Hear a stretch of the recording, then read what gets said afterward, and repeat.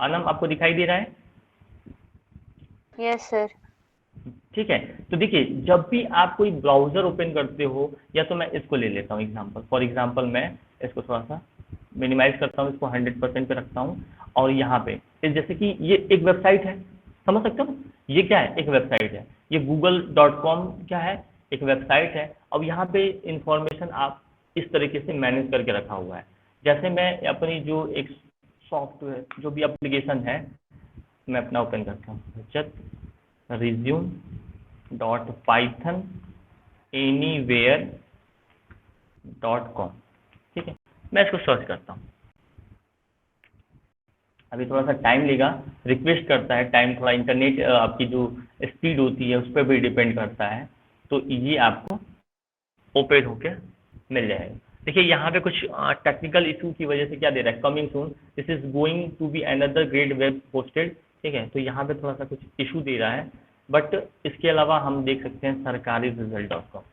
ठीक है, जो कि बहुत ही अच्छी वेबसाइट मानी जाती है कि आप लेटेस्ट जो भी जॉब्स इंफॉर्मेशन देखो। देखिए ये क्या है, एक वेबसाइट है। आप देखिए यहाँ पे जैसे आप क्लिक करोगे तो यहाँ पे ये यूआरएल दिखा देगा। यूआरएल मीन्स दैट कि यूनिफॉर्म रिसोर्स लोकेट होता है, जो एड्रेस बार पे आप क्या करते हो, उसको एंटर करते हो।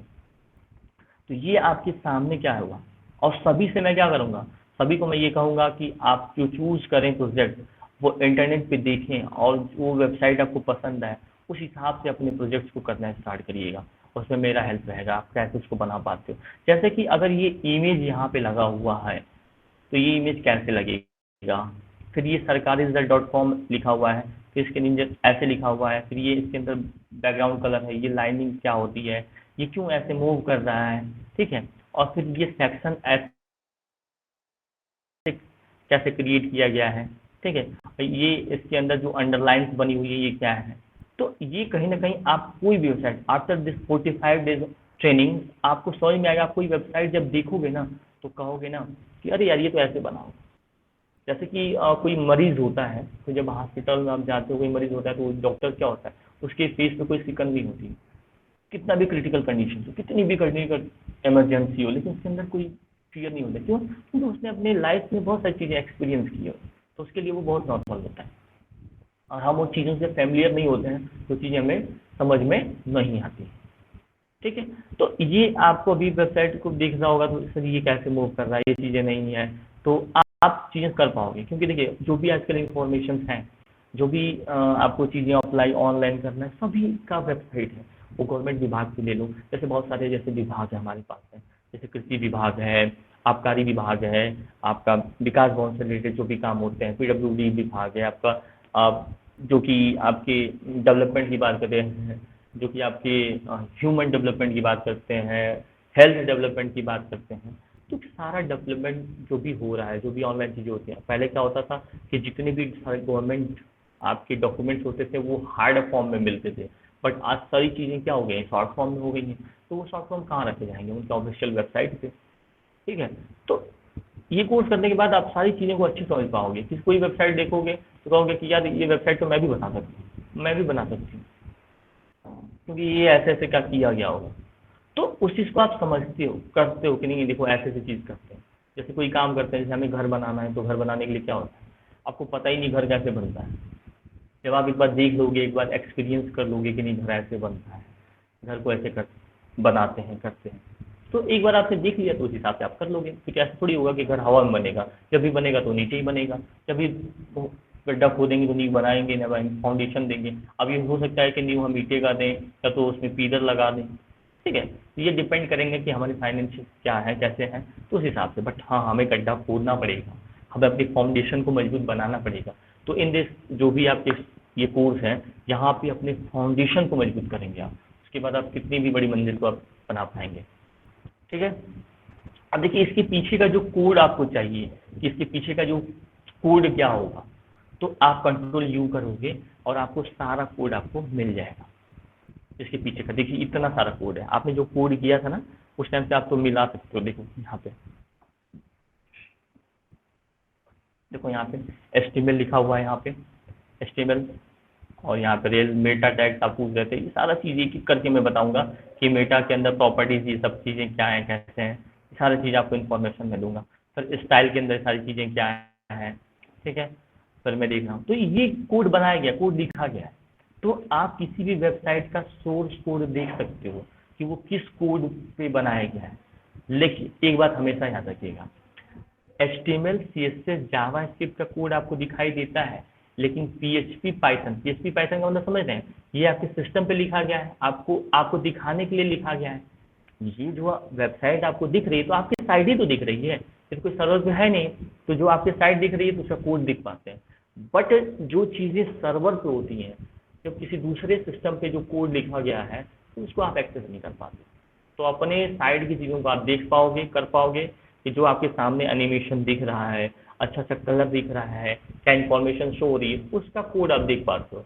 बट जो PHP लैंग्वेज का जो कोड होता है, पाइथन लैंग्वेज का कोड हो पाता है, उसको आप देख नहीं पाते। तो ये अपने दिमाग में इसको रिमेंबर करिएगा, ठीक है। देखिए ये सारी चीज़ें हैं, तो अभी इसको कुछ चीज़ें समझ में आ रही होंगी आपको, कुछ चीज़ें समझ में नहीं आ रही होंगी, बट इसको आप देखिए, करिए, प्रैक्टिस ले आइए, अच्छी चीज़ को फोकस करिए।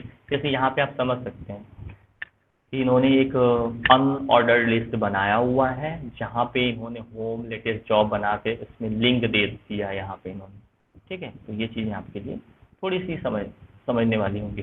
फिर यहाँ पे बहुत सारा कोड इन्होंने लिखा है, ठीक है। ये स्टाइल यहाँ पे क्लोज कर रखा है। मैं HTML के अंदर क्या है, स्टार्ट होगा, ओपन, सर इस स्टार्ट कोड होगा के लिए चैट। कोई शॉर्टकट की है जो जैसे कि उस पे गए तो ये कोड खुला?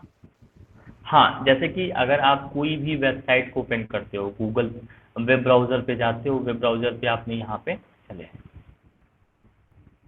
यहाँ पे आप चले आए, तो यहाँ पे आने के बाद कीबोर्ड से कंट्रोल की को प्रेस करेंगे और यू को प्रेस करेंगे, तो ये उसका सोर्स कोड ओपन कर देगा।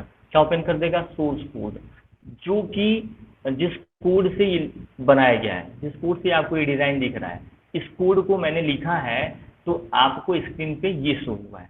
इसका सिंपल सा समझने का तरीका है कि ये जो आपको दिखाई दे रहा है, इसके पीछे का कोडिंग क्या है, इसके पीछे का क्या कोड लिखे हैं आप। कोडिंग मीन्स दैट क्या होगा आपका, HTML CSS जावास्क्रिप्ट, क्योंकि ये फ्रंट एंड है। फ्रंट एंड का मतलब कि जो यूजर्स को, जो कस्टमर्स को, जो क्लाइंट्स को दिखाई देता है, तो मेरे सामने क्या दिखाई दे रहा है, मेरे सामने ये दिखाई दे रहा है। अब मैं जैसे यहाँ पे UPTGT पे क्लिक करता हूँ, UPTGT पे मैं क्लिक कर दिया, तो ये क्या किया, एक दूसरा पेज, जैसे मैंने पेज लिंकिंग आपको बताया था ना, उसी तरह इन्होंने दूसरा पेज बना रखा है। देखिए यहाँ पे इन्होंने क्या बना रखा है, 2022 फोल्डर बना रखा है, और उसी फोल्डर के अंदर UPTGT -1-2022 करके इन्होंने पेज का नाम बनाया है, और उसी के अंदर ये रखा हुआ है। तो क्या आप इस तरह से नहीं बना सकते हैं? बिल्कुल बना सकते हैं। यहाँ पे इन्होंने टेबल ले लिया है, यहाँ पे इन्होंने टेबल लिया है और टेबल का 2 सेक्शन क्रिएट कर दिया है, और यहाँ पे जनरल इन्फॉर्मेशन लिखा हुआ है, सिंपल सा। तो आप इस तरह की वेबसाइट बना सकते हैं। अगर आप इस पेज पे आगे इसका भी सोर्स कोड देखना चाहते हो, तो फिर से कंट्रोल